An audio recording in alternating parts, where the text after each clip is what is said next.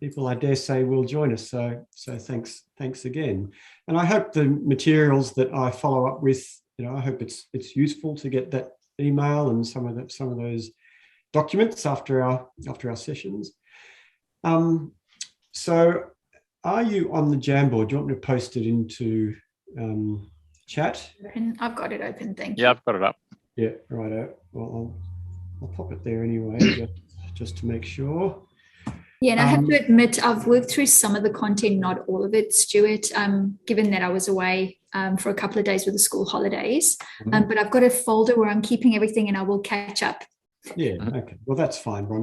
All we can do is what we can do under the time. So if I go to that Jamboard, what we wanted to talk about today was, firstly, as usual, a reflection on our discussion last week and some of those tools and concepts that we introduced and discussed. And then we want to turn and look forward. And we want to come back. We asked you at the end of last week, where might we focus? And we ended up with that this question of how do we collaborate when a whole bunch of decisions have already been made, when we're constrained, when we haven't got space to, when things are, not everything's on the table, I guess, when we're constrained. So that's where we'll go for the rest of today's session. So, typically we would just pop you away to talk together about those concepts, but I wonder if today we might just have a conversation, I guess, and see if others join us. So reflecting on those concepts, if I go to that slide 2 on the Jamboard, maybe we can just have a conversation about this. I'm interested if you did have time to think about the application of these, not necessarily to do, but maybe you did that as well. So if so, what happened? What's that like to use these? And otherwise, what's the value or the not value? What questions? Where could you use them? What would be hard about using these? So let's just take some time to talk through that, and we can unpack some of those, some of the other stuff around that. Make sense? Yep. Okay. So I don't know if either of you might have, tried to think about the application of these in your world. I think I didn't get to sort of read through and go, I'm going to go and do this. But then I think looking back now in the past week, a couple of things have happened where this was all in the back of my mind, and then I'm kind of thinking about it, which I guess is ideal. Where I might have touched on last week, can't remember we're a bit frazzled with work at the moment, lots going on, but our minister promised something that now we're working on, and it's got this fingerprints on the process thing all over it and lights on the hill. It's all extremely relevant. So I'm just finalising a proposal to do a design process where we involve the community stakeholders and get their fingerprints on the process, which is something we tried to do in this area before with a small stakeholder group, and it was not a success. And now we're going to do it in a broader group, and I've been working with the other project managers and our comms experts to work out what sort of a process would we be able to do that would be acceptable. And we're actually talking about going and doing some things that we'd normally be too scared to do. And what would they be, Scott?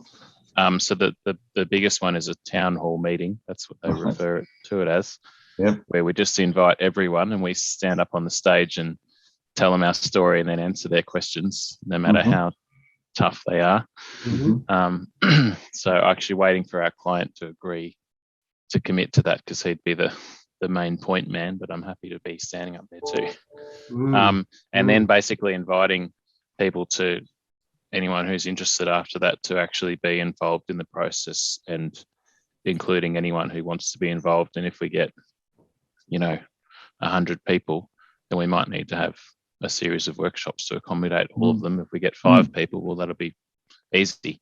But so this is sort of, I guess this is part of a bigger thing where we want to try and define a big decision about a highway, about where the highway goes through or around a town. And we're really struggling because it's got geographical challenges, and obviously the people in the town don't want it to impact on their lovely town. So it's kind of like the classic scenario. Is this the Maruya bypass? Oh, this is Barul Lake, actually. Oh, okay. It's more hush-hush than Maruya. Right. Not hush-hush. We're all in the media. But yeah, so anyways, we're just trying to design this process, and I find myself thinking about the light on the hill, and especially thinking about that that diagram with the groaning phase of decision making being a massive part of it. And for me, in my role, accepting that as a phase of the process has made it much easier for me to rationalize what we want our process to be for this project. Whereas previously, as an engineer and a project manager, I just want to answer the question and move on to the next question. So I found that really good. And I think thinking about the light on the hill with our plans of a town hall meeting and all this stuff, sort of been thinking forward to when we actually go and do this project, we'll have to really establish that and kind of lead with that, I think, to make sure that the focus is on collaboration and working on the dilemma as a massive group together, rather than just us and their mentality, which is kind of the expectation before we start speaking. Yeah, that's really good to hear. Welcome, Chris. We've just sort of kicked off, and we were very confident that you and others would join. I know Mel can't. My apologies, I got caught in the lunchroom. Not a bad place to get caught, but yeah. So Scott's we've just sort of started reflecting on last week's concepts, the light on the hill and those context dilemmas. Scott, you talked about the that groan zone phase of a project. So my question to you all is the groan zone really a phase? I mean, do you come through the other side? Not to keep talking, but go. I made a silly comment last week relating all this back to my wife and our new kitchen. But we had a really good discussion about the groan zone in that context, and we've actually made some decisions that I thought we were going to take a lot longer to make since we had that chat. And we talked about it in the context of her work, like at the end of last Tuesday. After dinner, we sat down, and before we started watching our Netflix, like I said, I'm really having a great time in this training. Can I tell you about it? And she said, yeah, let's talk about it. And then I did the 4 questions with her, and I said, think about a thing at your work and let's go through this. I want to test it out on you. And her work is perfect for this because there's so much. She works in health. That's probably, I'll leave it there. Anyway, yeah, I guess we kind of both had an appreciation for the groan zone bit of it. And yeah, with our kitchen, we've suddenly made all these decisions within 5 days of having that discussion. So I reckon it actually had an impact on that. So that was a good little case study for me. Oh, that's terrific. Nice. Well, if you can work at home and about something as central and important as the kitchen, I reckon it can work anywhere. That's a good test. I guess I was thinking with my question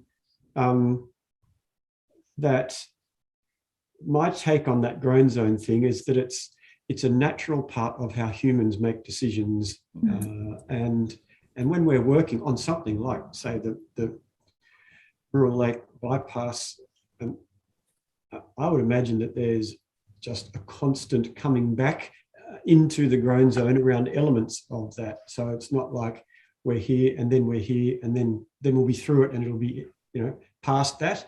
I think it's more messy and human, and that whenever an issue comes up, we will likely need to be spending time in that hard work space where it can feel like the groan. I don't know, does that make sense? Yep.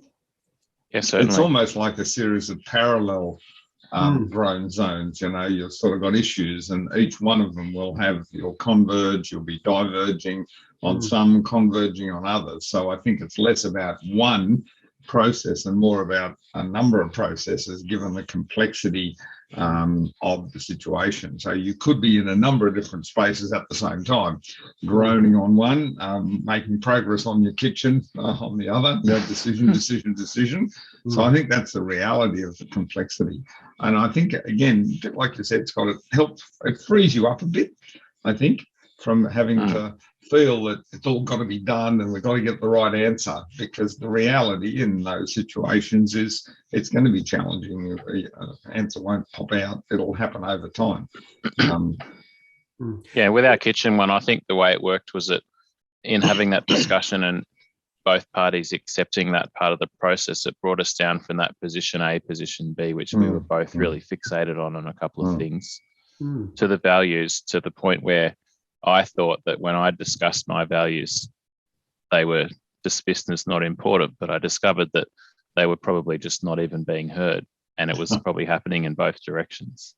So accepting the process was a big part of it. And I think that's what translates back to my Burrell Lake thing, where we accept that we need to have a town hall meeting to, you know, on that grown zone picture, the bit where the triangle just starts and you have a couple of little dots, that's that bit where we're saying, well, here's where we are and this is the process, but we accept that we're going to have this big thing here. So we're inviting you to be a part of that, because we're trying to give you the understanding that everyone understands that's necessary and we can't just to the end. So I wonder, Scott, if just that picture, making visible the process, is often useful in situations like that. Town hall meetings, they traditionally tend to be, you know, like it's just seen as a rant or, you know, an opportunity to dump out. Whereas if you put a bit of construct around it and say, while we're doing here, what we're trying to do here is acknowledge that this will be a complex process.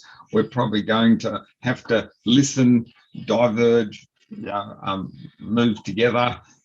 So just something to think about. It struck me that making that visible is perhaps a way of changing the nature of what people might expect from the session.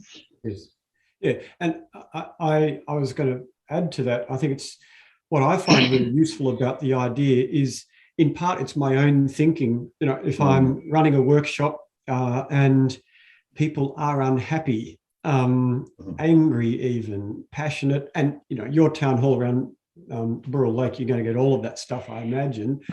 And the Grown Zone map, it just helps me contextualize that in a way that isn't all negative. You know, this has been a bad experience for everyone because you know, we're yelling at each other. It's, you know, the reframe of that is, well, this is really hard, and we are sitting in that difficult space, and so it's not at all surprising. I find myself saying that to people in workshops. I'm not at all surprised that, you know, there's some passion in the room, because this is difficult and challenging. And yes, as John says, if the map's visible, you know, and look where we are, we're doing the work. This is here, and you know, it's okay to be feeling like this. I think that's. I think particularly as people have had the experience of those town hall meetings as being the only event, it's like this is it. And so if you put it in a context, no, this is just part, as you described, a part of the process, the start of the process. I think, again, it allows people to helps them reframe how they're thinking about it, because they've got a bit of a reputation for, you know, not being terribly helpful, something to fear rather than something to embrace. I'm thinking, actually, from this discussion, I might even try and incorporate it in our submission to the Minister, the proposal. I mean, I've come up with a bit of a concept of this. With it's a slideshow is how we have to demonstrate our proposal. Of, you know, you click along the slides and there's a timeline running at the bottom, and it's like consult this, design that, and this is how it all connects. But yeah, having that grown zone based image with maybe all the little steps as little dots with things, so you can see that it's got a flow, but it's also intermingled. They all relate to each other. That's a pretty good idea. I think the value show the complexity and the ambiguity of it as well. I think the advantage too is actually showing that you will get there, because that's the other thing about it. Because I know Minister will be interested in where's the deliverable, what's the announceable. Well, they're all down here, and you'll get them. But on the journey to get them, it might look a little different, but we're still going to get the outcome. I think that's often what the leaders are looking for. They're after some confidence that, okay, you're going down a different path. It's like you said, we're going to try some stuff we wouldn't have tried before, but it's going to get us a better outcome, and it's going to get us there, perhaps even quicker. They're probably the hooks for some of those people, like the leaders. And we're coming from a place of trying a version of the process which didn't result in an outcome. So that's the thinking that we're challenging from the start. So we need to flip that. Yeah, good. Oh, that's good. It's really good to be able to try and apply that framework in a practical way. So just coming back then, I mean, this is all good context for last week's discussion about the context dilemmas. Have you got any reflections about that, or any questions about what the heck does that even mean? Or, does it make sense, or what sense did you make of this idea of the context dilemmas?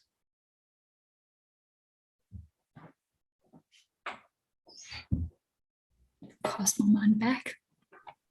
Yeah, I'm flicking over to the info, looking at the questions, thinking about how that applies.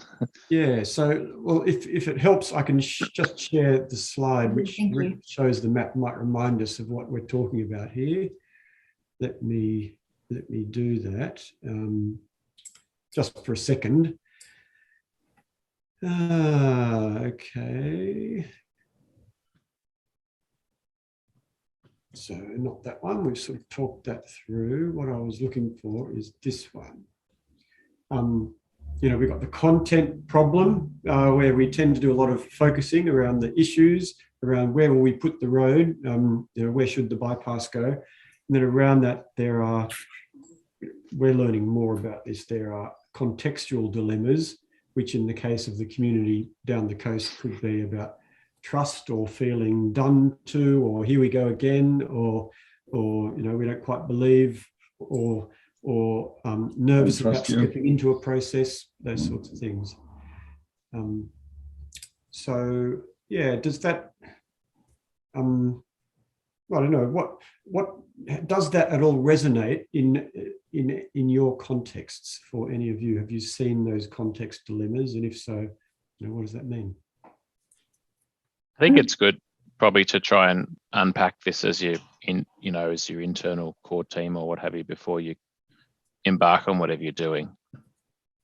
So you can acknowledge it and plan for it as part of your process, sort of thing, rather than just going into it and going, oh, that's right, they hate this, or they really care about this and we didn't think about that.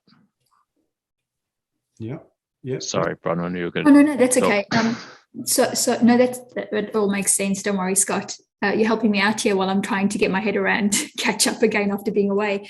I'm not intimately involved in any kind of scenario at the moment to apply this, but I am sitting on the outside looking in a little bit with our HR colleagues who are currently negotiating in EA, with union members, with internal staff who are reps, with our senior leaders and our HR managers. And I think all of this really plays out really well when you have a look at from the growing zone all the way through to context versus social dilemmas that they're currently facing. So we haven't landed on our EA yet. It's been a year in the making. And we have gone backwards and forwards. Just when you think you're starting to make a little bit of progress, we come up with the same thing that we thought we'd got over a little while ago. And it's popped up again because I don't think enough was done in the beginning. All those grown zones keep coming up because someone has a tight affiliation or value around it. So looking in, I can kind of see how this is complex, it is ambiguous, but that focus on the process and that light on the hill, we want to get to the same outcome, essentially. I'm kind of seeing that play out for my colleagues at the moment. That's interesting. So in that context, Bronwyn, what would be some of those social dilemmas? It's very personal. I think what we're finding out every time I go talk to our unions as well, it's very personal at our council. It's something that impacts them intimately. It might mean that, let's say, if it's around us bringing in trainees to fill roles, well, we're filling roles that their sons or their cousins or their family members might apply for, and we're giving students an opportunity to come into the organisation, which might have been the way we did things years ago. So it's always what we're finding out now, the social element is always something that impacts them personally. But then there's also an agenda around, because it's bigger than an individual and a council, right? There are some agendas around what we're trying to move forward. So we see some of those come through, but there has to be buy-in into that, right? So those would be the social elements that come into it versus the contextual thing might be around ETEs, but the other thing might be it's around cheap labor, and we're not really filling work assistance roles. We're replacing them with ETEs. So there's always some dilemma that sits behind it. I think it's one small example. I'm sure there are many of them. Yeah, when you find, as you mentioned, you said we thought we'd solved it, and it keeps coming up. And that's what I hear. It's like I thought we were over this, and here we are again. My assumption would be, if that's happening, it's likely to be one of the contextual pieces that's getting in the way. It's something about trust, or something about exploitation, or something that, it's not the technical stuff that they're worried about. It's the manifestation of that contextual dilemma in the technical stuff that's the issue. And that's why you never resolve it, because if you only work on the organisational bits or the solution, you're unlikely to address the underlying issue. If it is, well, we feel exploited. Well, it doesn't matter what you do until you deal with the fact that what makes you feel exploited and what can we do about it, and then a solution might emerge. But if that contextual piece isn't acknowledged and worked on, it's quite likely you'll get what you described. I thought we'd fix that. Yeah. That's absolutely. I had a great example up in Queensland. It was a guy was doing some negotiation. It was about transformation in health, and they were talking about nurse ratios. And he was trying to get this data from the hospitals about nurse ratios or something. And he basically said, I don't know what it is, John, that it's really easy. They can just pull out the technical stuff. I can't understand why we can't get it. And later on, he came back to me and said, John, I found out what was happening. They don't trust us. The contextual piece was the hospitals didn't trust the transformation team. And why would they? Because they got screwed every time they came on. That's what it felt like. So it was nothing about the nurse ratios or the data. It was all about trust. And when they started to address that, then he said that we made a bit of progress when we started to address what is it about what we're doing that actually drives that feeling in you. Yeah, so that's playing out loud and clear for me at the moment. Like I said, I'm not intimately involved, but I'm just on the outside looking in. It's fascinating. Yeah. Yeah, good. Interesting. Chris, have you got any reflections on that? These context or sort of non-content, more social dilemmas? Are you seeing any of that? Nothing particularly I wanted to add. Just just catching up on things as well, but definitely what's being said rings true. There's just so much context to all these interactions, and especially the complex ones. And totally agree that what appears to be this, the problem on the surface may not be the case. So which is useful. And sometimes it's hard to surface those things that they're often the less discussable things, the things that, a bit like you said, Scott, the scary bits that we couldn't really go there because, people might think bad of us, or we might open a can of wet I hear, or we might open a can of worms. Well, let me tell you, you better open the can of worms if you ever want to deal with the stuff, because it's the can of worms that stop you making the progress. But that's the nature of complexity. It is a can of worms you've probably got to delve into if you want to make progress. We found at that Brewer Lake example, the process we tried last year, one guy on the committee that we had appointed actually wanted the new road to go through where the little fish and chip shop and the little bakery is and everything now, which is what everyone else was against, because he thinks his vision for the town is that they need a new commercial centre, and that as part of the highway, he saw an opportunity for RMS transport to create that, which we got quite far through the process until we discovered this. And then when we did, I thought, wow, yeah, that's great. These days we're not just in the business of roads. We try to say that we do placemaking as well. So why don't we embrace this and try and find a solution? But it was a bit too late. So I'm really excited if this new one gets up, that we can unpack that with the greater community and see if everyone's keen for that. And, maybe we can change the town for the better rather than just adding lanes to the highway. Look at Lawson. Lawson's a good example of that, but that's worked really well. Yeah. I think it's starting I'm early hearing too. there- Scott. Sorry, John. What I'm hearing there is I think what we spent time in that first session talking about, which is understanding the dilemma from the outset. So the dilemma isn't just how do we efficiently build a 4-lane highway through your town. You know, that's one part of the dilemma.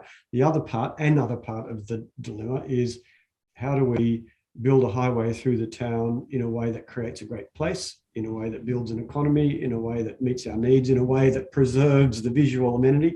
You know, these are all questions. If people go through those those questions and the dilemma tool, these are the sorts of questions that will come out early, and that allows us to see and discover that commercial question much earlier in the process, presumably.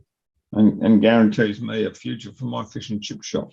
I mean, there's a whole range of stuff, isn't it, that you want to find out. And if people can be honest up front and early, I mean, then you're not struggling later on saying, I can't work out why nobody agrees here. Well, we didn't listen enough to the things that really, really matter to them. And those drivers are really powerful for people. Yeah. And on the context piece, I mean, we will often go fairly early to unpack and surface and make visible some of these more abstract and challenging concepts like politics, like power, like control, like trust, like relationship. They're part of the dilemma. And you know, getting in the room, and we've got some processes that actually make it relatively safe and, you know, a little bit okay to at least get some of these things on the table in a way that says, okay, so that's, again, it's challenging, not an easy problem to solve for any of us, and this is why we all need to be working on this. It's just treating all of that respectfully, without necessarily promising that we can fix it all. That's you know, it's, yeah, probably impossible. Yeah, anything else on that context stuff? What would be hard in your worlds to go there? What makes it challenging, do you think, to go to the context, those more social, relational aspects of a project?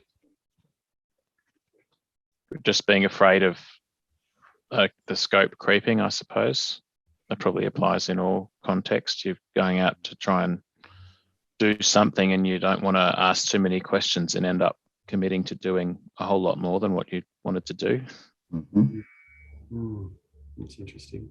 Yeah. From a people perspective, just looking at the union stuff again, it's I think when you talk about trust, transparency, and respect, those are really big pieces to tackle from a people perspective.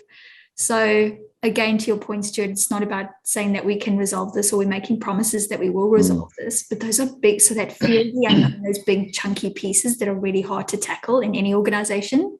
Yeah, I think it's that overcommitting or that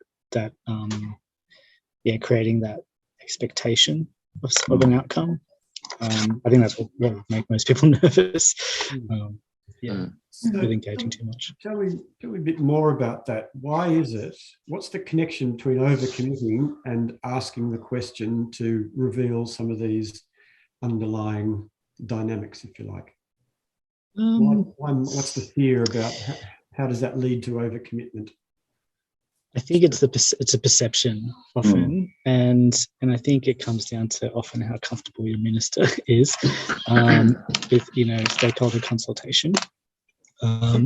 So, because I've definitely seen sort of it moved in different directions. When I was in local government, it was obviously really encouraged to meaningfully engage the community, and then going to state at the time, it was very much like the minister said no, or like, we don't want to we don't want to commit to something we can't deliver, or we haven't engaged the minister on, or whatever it happens to be. So there was kind of a reluctance there, but I think it's cultural in a way, and it really depends on the ministers, I think.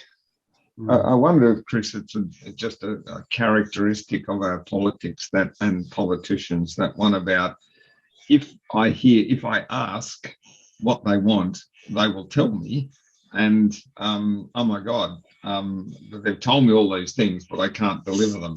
It's almost like an expectation that if I hear it, I've got to fix it, even though I can't. Therefore, don't ask, because then I won't find out. So I wonder if that's sort of I can imagine it happening in the political realm. Let's not ask, because if we hear it, we'll feel, or they'll feel, that we've got to fix it because you've now told me, rather than acknowledging that just hearing it doesn't necessarily be connected to any promise. But I guess, yeah, I think people are getting more comfortable with it now. I feel like it's a bit of a, it was like something that was at the time, and you know, we've had a couple of different governments since then, you know, so yeah, things are I think there's genuinely across government a greater, you know, I guess appreciation of the need for better engagement. I wonder, I was just thinking about the flood situation. Four Corners last night talked about all those people in really dire straits. And it's almost like I don't actually really want to know all that stuff, because if I do, I'd have to fix it. You know, if I ask people, what do you want to happen? I want a house buyback. I want So you start to get this huge long list. Now, it seems to me in a complex space, that's really what you need to do to actually find out the situation. But there's a fear perhaps of going there because, oh my God, I don't want to open that can of worms. I might have to do something about it. I've got interesting. I've got an award dilemma which Bronwyn's thing makes me think of, that when I was looking after the maintenance crews, we've got these road maintenance crews, and then out of hours, you know, we can call on them if there's an emergency, like a truck crashes and you need to help get it off the road or whatever. And they get paid, you know, this huge amount of overtime to get called in out of hours, of course. But in their award, there's also a function for being on call and getting an allowance to be on call. But we would never speak of it because we know that we don't have enough staff to have an on-call roster. So every time somebody would ask about it, we'd just change the conversation and talk about how much you get paid when you do get called, because the management team, we're just afraid of having to actually broach the subject of people being on call.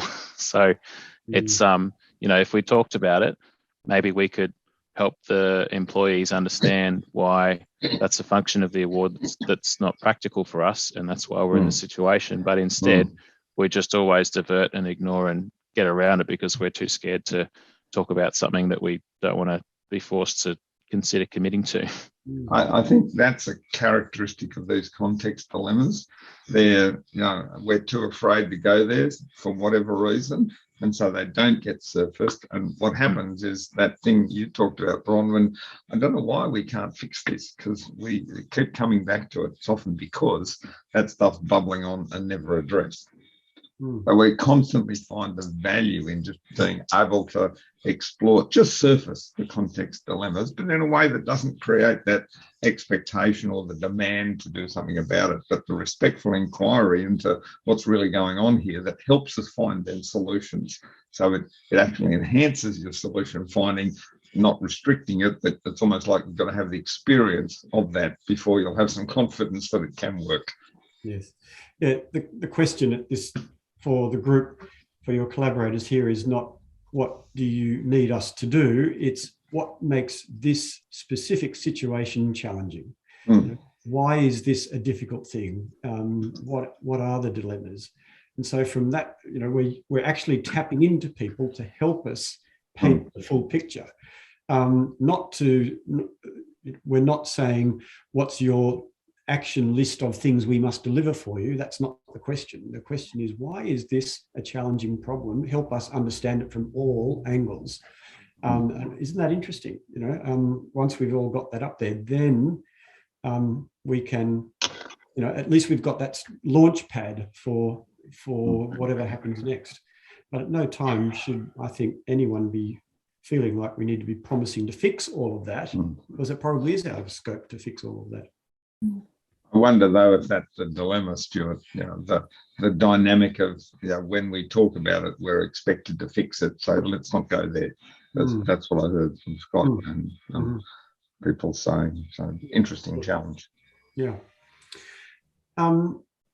So what's the connection, folks, then between, and just I've just had an email from Shona saying meeting can't get out, so she's otherwise detained. What's the connection between this then and the light on the hill, the discussion we've just been having, and light on the hill? Any thoughts about that, or how do you connect it in your head, or what question what's the value of that that light on the hill in the context that you've got?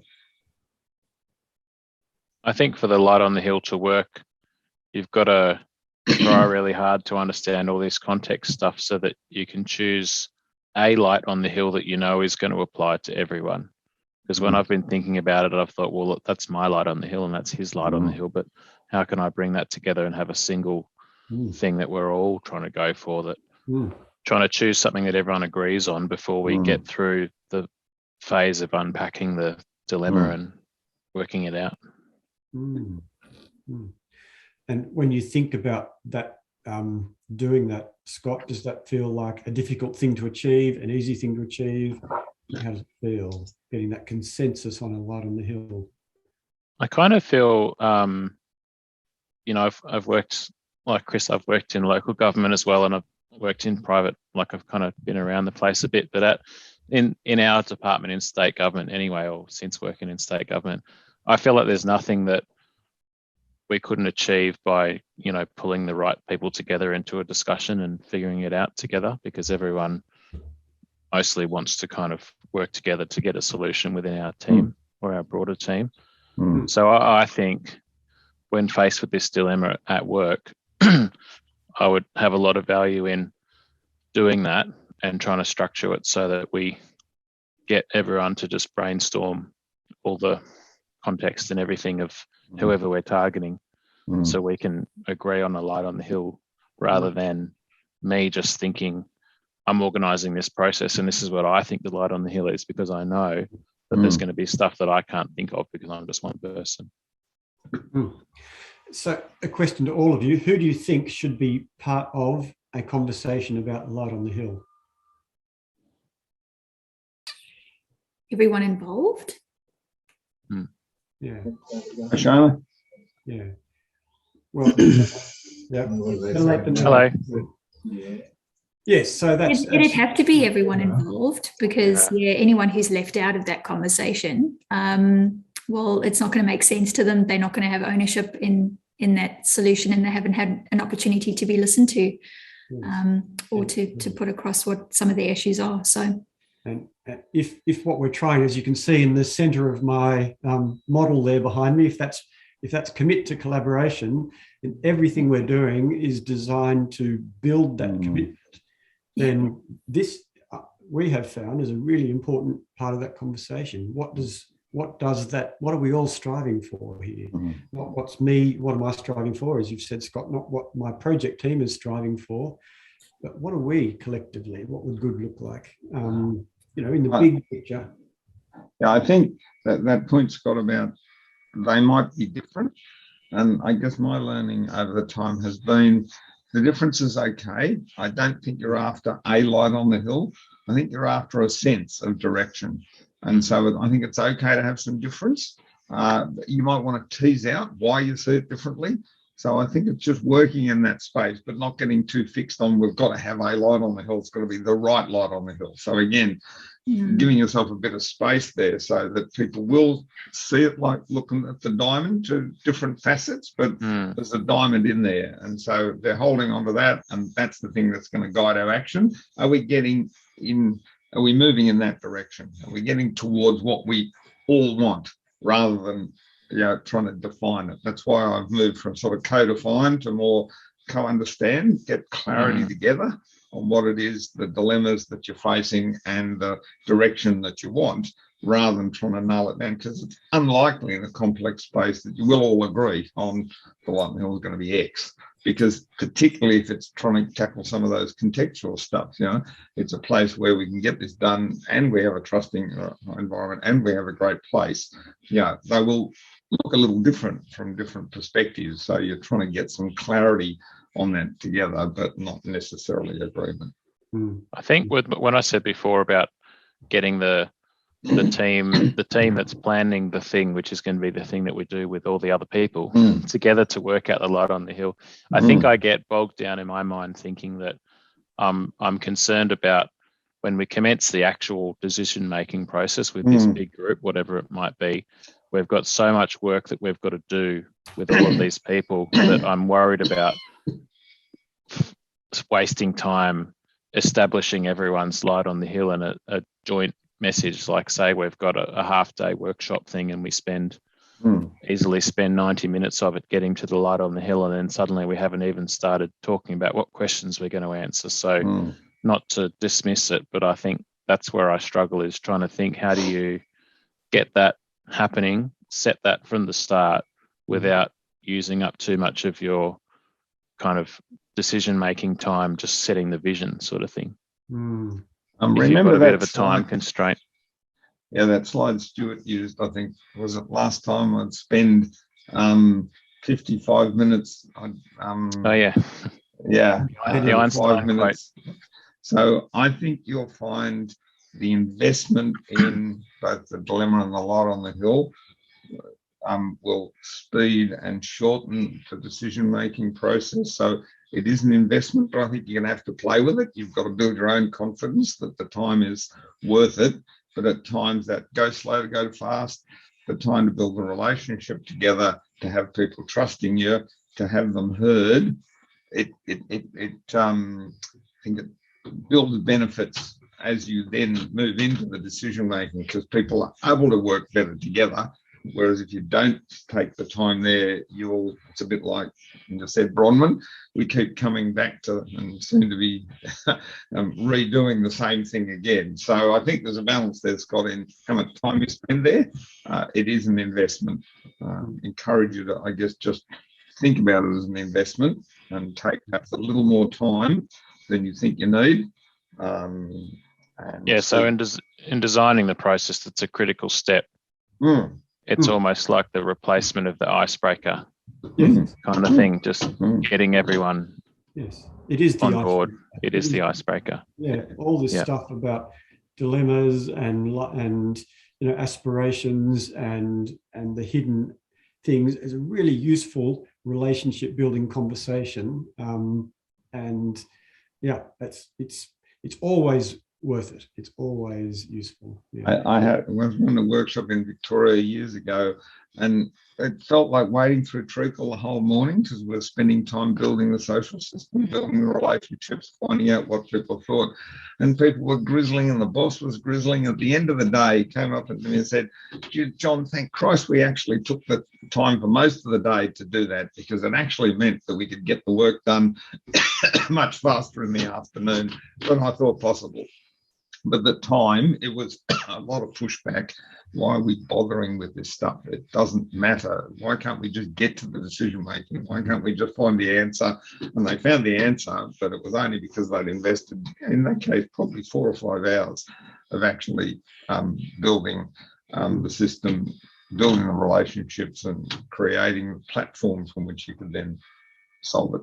Yeah, it is the decision-making process, isn't it? It's not, it's not supplementary to, it's actually how we best make decisions. So, it's progress. Perhaps not a bad way to think about presenting it also to the boss, to the minister, Scott, that being able to build, and I think that's a good way to describe it, Stuart. This is the decision-making, but it's a critical part of the decision-making, and we have to invest in it. Otherwise, we're likely to not get the answer, or have to repeat it, or have to go back like last time. Tricky though. I appreciate the concern. I'm just I can't quite tie together the relationship between lighthouse, iceberg, icebreaker, and ships at sea to try and give it a phrase that is nice and nifty in my mind, but maybe someone else can figure that out. But to contextualize it, Scott. Decide what you want to call it, so it has value. So I'm just looking at the time. It's getting towards 1 o'clock. I wonder if we might move on to look a little at today's content, unless anyone's got a burning question or issue. Shona, welcome. Did you want to add anything to this conversation about light on the hill or context dilemmas? No, I'm absolutely fine. And just to express my deepest apologies for being late, I will obviously be catching up via recording for the first 40 minutes, but thank you. That's fine. Are the whales okay, Shona? The whales are okay today, yes. Awesome. Good. Very good. And, it's actually what we're talking about here, Shona. It's a good example. We all operate under constraints, and Scott, the project you're working with, has constraints. So all of this is it's just part of the dilemma of working together. It's imperfect, but we just acknowledge that and keep going. So what we wanted to do is just honour some of the questions you had right back early on in this program on that first morning when we asked, what makes it hard? What are you interested in learning about? And some of the stuff that came up was, at least in our words, collaborating in a constrained world. So how do we do this collaboration stuff? Is it relevant in our projects where a bunch of decisions have already been made, or we haven't got our hand on all the levers, where there's some things in our control and some things out of our control? So I just wondered if we might start here and just generate a little bit of data or get together about, in your work and thinking about a project, what are some of the constraints that you operate under? For example, it could be, well, we've been told that this is the route for the road, or we're being told that we've only got 3 weeks to make this decision, or we can't do this, or we can do that. So you might just throw on some post-it notes there about what are some typical constraints for you in your work. If you're thinking about working with stakeholders on something, what constrains what you can do, or the decisions you can make around that? Does that make sense?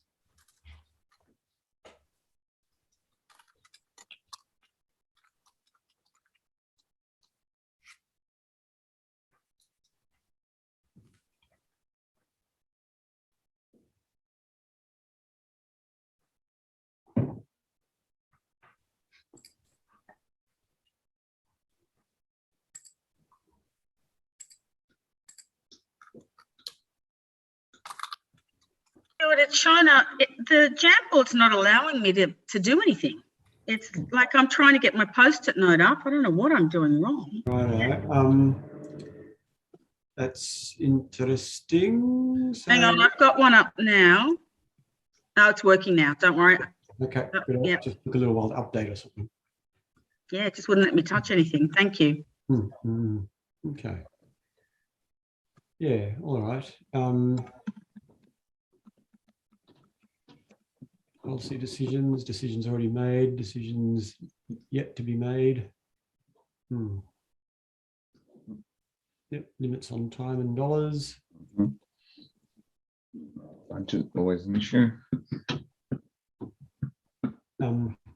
Just tell me about conflicting agendas. What I often find, and it's no criticism of our profession at all, but in the HR space, it's always, we know what's best for people. And we'll kind of come at it from a perspective of, well, we're doing it this way because we've always done it this way, or the research says this, and not necessarily applying it to context. So whenever we go into any kind of dilemma, it's always, we come at it with this little bit of a sense of arrogance, as we know what's best for you, I guess. So, and that understanding versus understanding what that problem is. So I don't know, the kind of conflicting agendas is just all the parties in the room coming at it from a different perspective, really. Yes, yeah, okay, that's good. And this thing about knowing, it better. yeah, that piece about knowing is really important, isn't it? That it is a constraint that we have a process, and this is how we do this around here. Yeah. Absolutely a constraint on doing things differently, for sure. Yeah, defined formats, yeah. Limited resources, so clearly time and money and all of those things are, and people. Yeah, indeed. Decisions made that create bias for decisions that I need made. Yeah. It's better to stick to preset approach for consistency. So tell me about that last one that's just gone up about co-designing processes can also have negative consequences. Yeah, that was me. And I think, I think I often hear talk about, oh, we need to, co-design the approach and actually like work together to decide, how we go about something. But sometimes you just don't need to do that. You just need to just go with a standard that says what to do. And the reason that's in place is because it's tried, tested, trusted, and like it makes everyone's life a bit easier. I don't know. Makes me think of that local council scenario of new director equals another restructure. Like, yes. why change it again Yes. if it's working pretty well? Yeah. So, look, I think that's actually quite a good segue for what we wanted to talk through this time, a new framework. So if we go to Jamboard on slide 4, this is a framework we've taken from Adam Kahane, author of this book, which is an interesting book. Kahane's done some remarkable work around the world on some really big picture, complex dilemmas like freedom fighters in Colombia and big stuff. And this is a sort of framework that's grown out of that. And basically he's saying we have choices. We always have choices. And collaboration is just one of those choices. We can, if we can't change things and can't put up with that, we leave, or we stay and put up with it, essentially.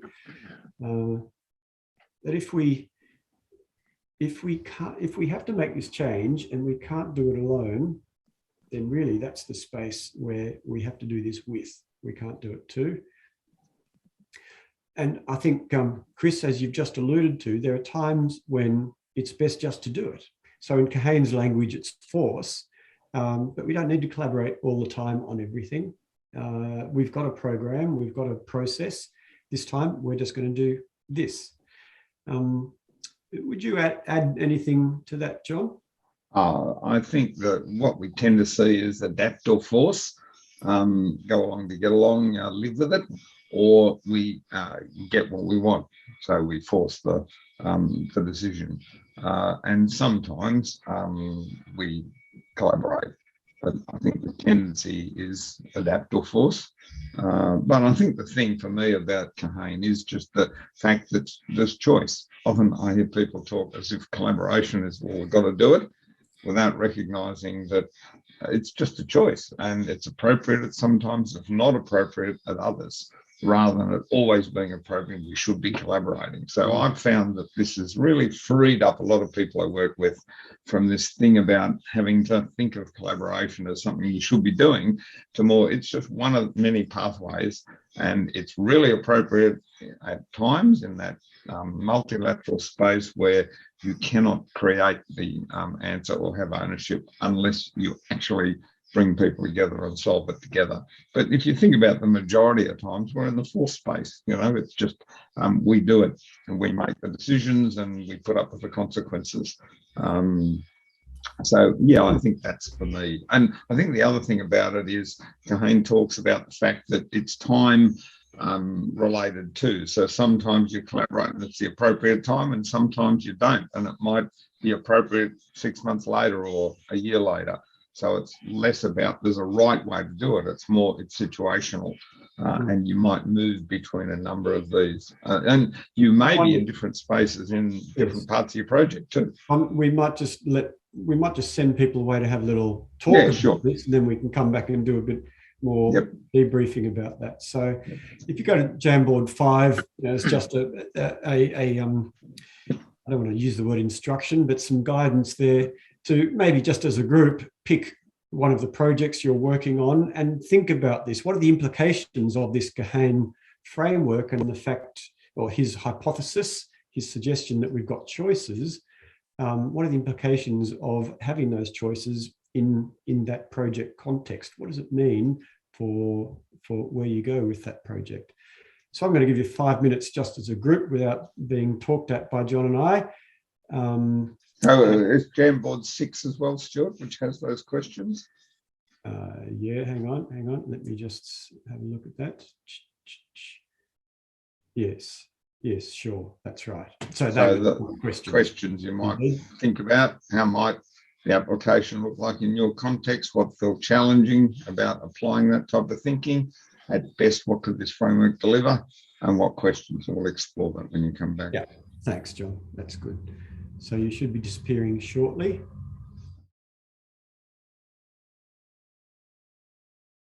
Welcome back. Welcome back. So, yeah, anything to share out of that conversation? Any blinding flashes of the obvious or questions or, yeah, where did you go? No one knows what to do, so we're just going to adapt.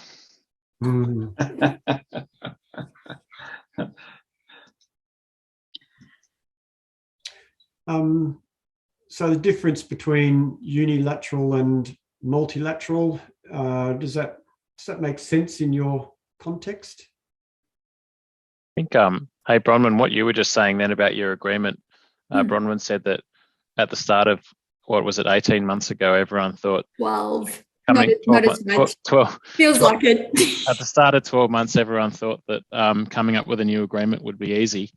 And now 12 months down the track, everyone's forgotten and no one knows why it's so hard. So it sounds like maybe that got in there thinking it'd be an adapter or a force or something, and then maybe not planning for the collaboration groaning part of it is why now it's sort of a bit of a confusion. I don't know. Oh, and look, to be fair, I mean, all of those elements were worked into it. We started off with setting boundaries all parties involved around interest-based bargaining and what is interest-based bargaining and things like valuing diversity and inclusion throughout this process, and how we collaborate was a big part of it. Stuart, I even spoke to you right before we went into this to go, hey, how can we pull this into it and almost make it about it? But interest-based bargaining kind of took that. And we also had like really reputable leads in the union space driving that and running that. So it wasn't just an organizational bit. And it wasn't just us going, this is going to be easy, because it's not going to be a far removal from where we are, other than market increases in salary and things like that we need to consider. But so all of that foundation was laid. So that's why there was this perception that, oh, it's not going to be a lot. But then I think relationships, if I could pinpoint anything, I think relationships got in the way, and that trust piece. And people have resigned since. So wow. Yeah. That's kind of what set it back. So it's more complicated than I make out. But yeah.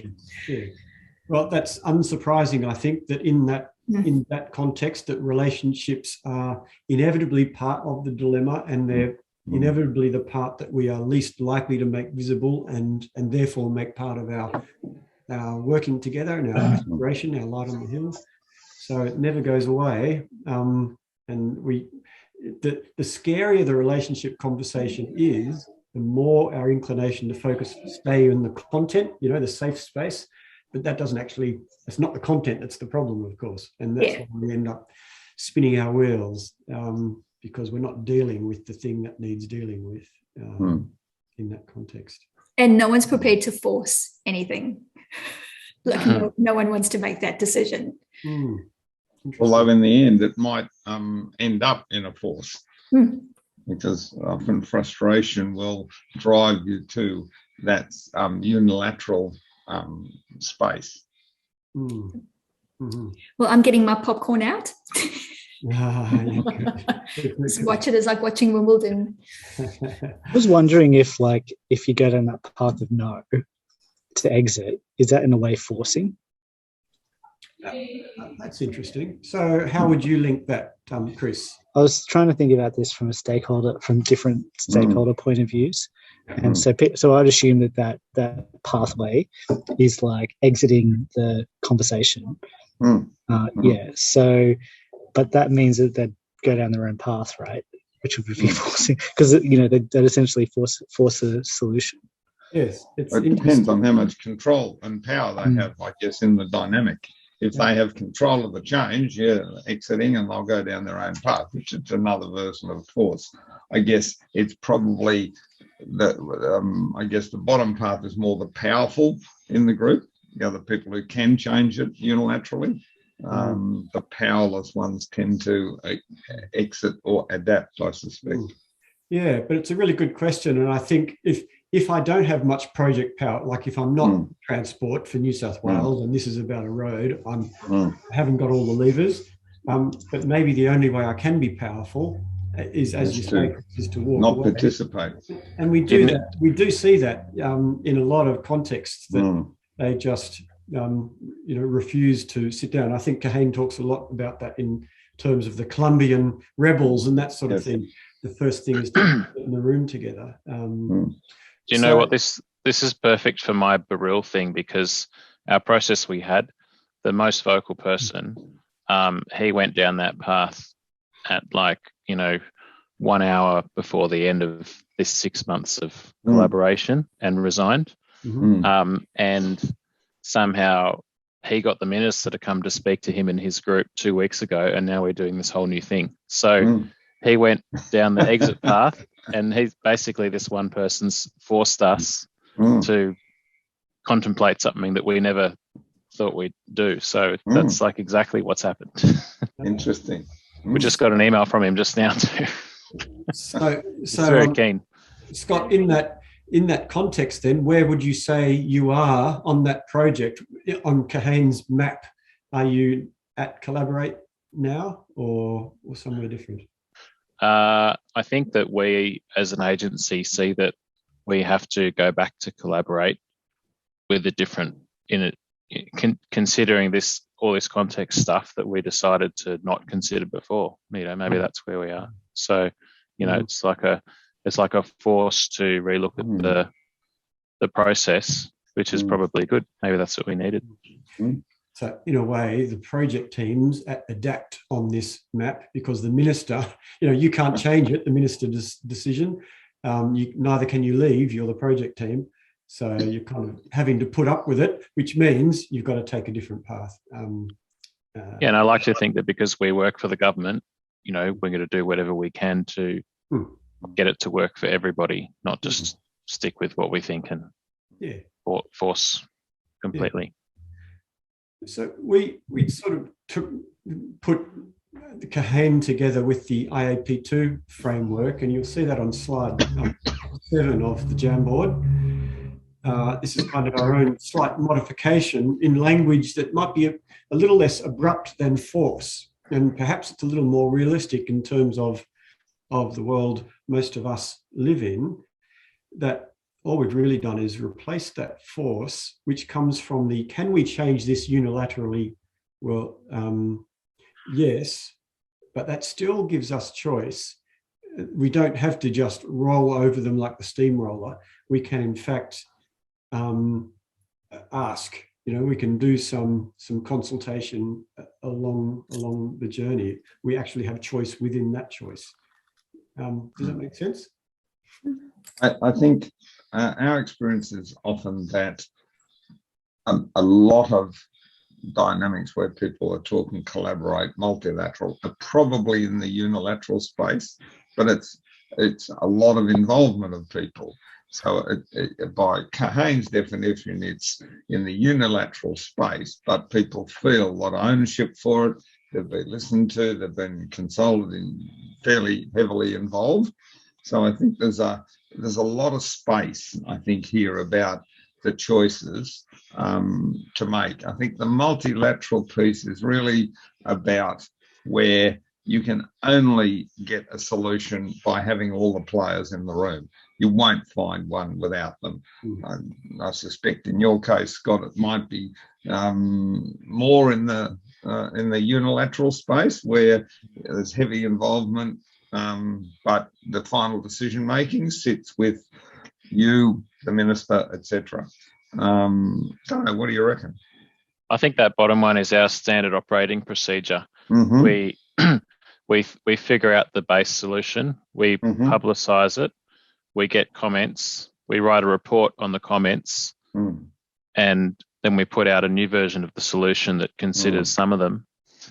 Then we get more comments, and then we tell them what they're going to get, and we build it.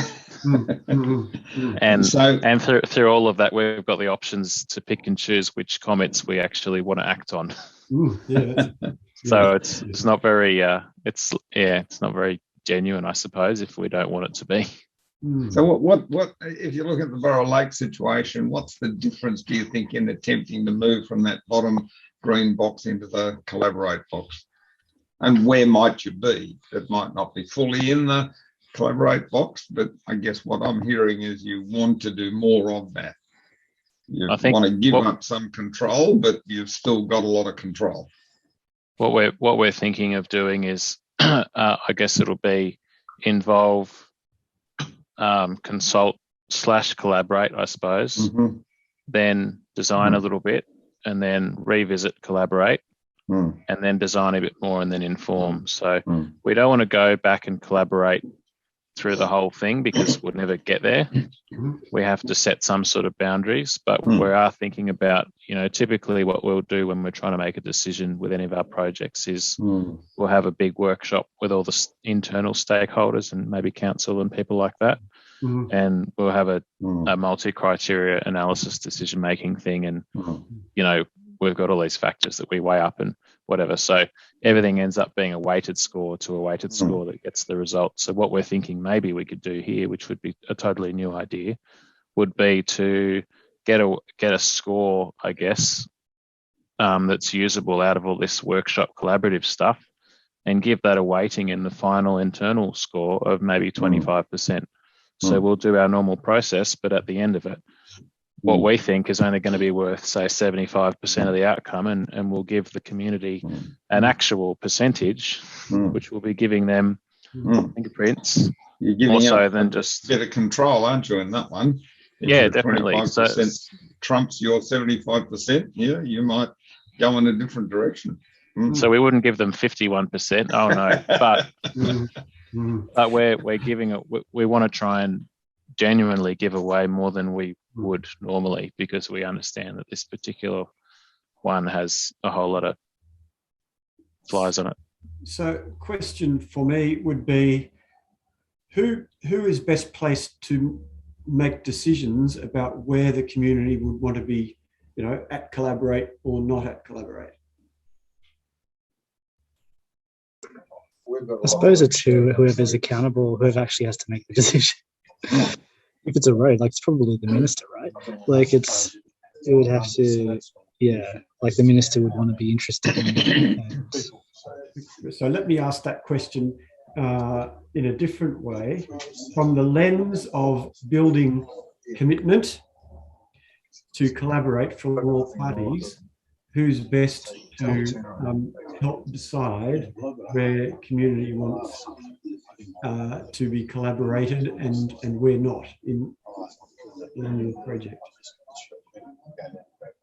Everyone, I guess. Well, it's a question, isn't it? One way of transport being in control and exhibiting control and continuing the control pattern is to make decisions about where the community is allowed in and not in. A way to step past that a little bit is perhaps a bit, Scott, you were saying we can make the grown zone visible. We might also make Kahane visible and talk about this as part of the process dilemma for transport. This is a one way to look at how we can work together. There are always choices. We all have choices, including you can walk away. But where do you see this collaborate box most relevant, most important, given the sorts of things we're going to be dealing with? And it's perhaps another way to be inviting people into that. And it makes the process visible. So it's being honest. The reality is, yes, business as usual is down here. We recognise in this case we need to move into the multilateral space for some of in some way. This is how we're thinking about it. What do you reckon? So again, drawing them in. Shani, you had your hand up. Yeah, I was just going to basically say that's exactly the process, how we've changed it, this sort of making the process completely transparent has changed the way we do things. So to begin with, I think I said to everyone in the breakout room, as a regulator, we just used to force everything. If there was a new policy or procedure, we just sent it out to them and said, here it is. If they were lucky, they got, a 1 hour meeting where we told them before we published it.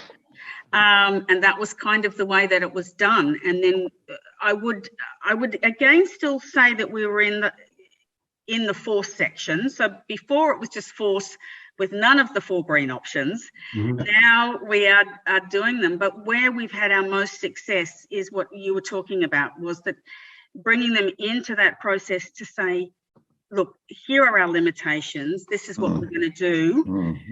This is the process. This is where we can get the most out of the collaboration. But guess what? You know what? The format can't change. You've got to keep the format the way it is. You're all going to disagree, but we can collaborate, and maybe we can do it this way or that way. So it's that transparency that I think has made of the process and what it will entail.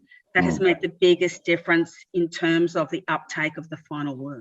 Yeah, that's really good. It's a great example. It's a great story. And I have found, we kept coming back in this conversation about trust being one of the underlying things that undermines our progress. The more we can be transparent and honest with people about where we can and can't change and where we can and can't allow you in, at least people get that, and trust at least has a chance of growing. It's while we keep our cards close to our chest that people, understandably don't trust us. We wouldn't trust them. So it's being transparent about the dilemmas, where we can and can't change things, is part of the trust building process. Anything else about Kahane? Any other questions, or if you think about where this might be hard to do, why it might be hard to apply or make sense of Kahane in your world? Anything on your mind? I think it's a useful tool to consider for me in the outset, I suppose, of trying to come up with how to deal with a project problem that could become a big project, or maybe it doesn't have to. I don't want to keep. I should have said at the start, everything about Burrell Lake's confidential, but I should. But so we may or may not consider doing anything there ever. But that's like relevant, because thinking about Kahane, can we change the situation? No. Can we bear this situation as it is? Yes. Adapt. For us in that scenario, it's like, well, we know that there's a bit of a traffic issue and whatever, but we can probably make the roundabouts bigger or something to kind of fix that a little bit without having a huge impact on everything. But then it's like there's a time limit on that probably, and that's what the stakeholders would want to know. So I find myself, I can look at this and probably step through those questions personally to try and think about maybe the gold-plated solution isn't necessary right now. If you really delve into these things, whereas normally we're sort of thinking to the forward vision, and we want the gold-plated thing. But I guess that's the challenge as an engineer, is to work out how to not gold-plate stuff. Well, I think it's a challenge. Well, the opportunity is perhaps sharing that with the public to the extent that's possible. Involve them in the decision making you need to make about gold plating versus other solutions. So it's not necessary that you always have to take on board those decisions, because people often are smarter than we think and get it when they're presented with the info. This is the situation. What do you reckon? Well, it actually makes sense that let's try that. And again, this whole experimentation, but let's try that, see if it improves it. If it gets us towards our lot on the hill, maybe, and the other option we could look at later. So again, think of it in the whole context of, in complexity, trying stuff, being clear about your lot on the hill, and then trying stuff and seeing where it gets you is the way forward. I did a citizens jury when I was in local government to explore basically the financial position of the council and what the council would do about it. All different options out there, and it was really interesting having the community going through that process and recommending to the council stuff that was really quite contentious in the community generally. So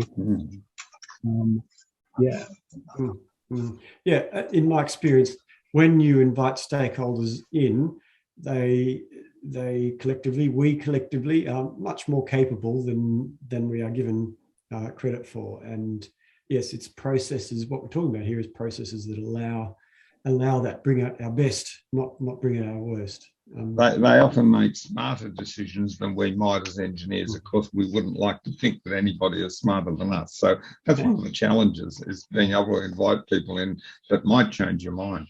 I think the other thing about Kahane, just if you look at force, inform, consult, involve, collaborate, I often think of this as dialing up. You know, you can dial your collaboration from sort of 0. I'm telling you what to do. 1, 2, so it isn't full on. We've got to collaborate on everything. We could just try a few things. We could up it a bit. Let's tell people a bit. Hang on, let's ask. Let's have them part of it. Let's actually share a bit of the decision making. And that's the dial up or dial down for your collaboration. And you can do it at different parts of your project and for different projects. So again, this whole thing about the choices that we have and increasing the choices and flexibility you have in tackling some of the complexities you've got. Yeah, good. Very good. So we could talk all day about this, but that's 1:30, and I want to respect your busy days. So as usual, if we could just for next week, think about this framework, take Kahane back, sit at your desk, apply it to your project, the thinking, how does it fit, how doesn't it fit, and bring your questions for next week. And, we'll spend the first half hour reflecting on that, and then we'll move forward. I think next week we'll be talking more about, we'll dive deeper into this sharing control, letting go, how to bring people fingerprints process. Any questions? All right. Well, thanks everyone. Thank you. Pleasure as always to work with you. See you next week. Thank you. See you Tuesday. Okay.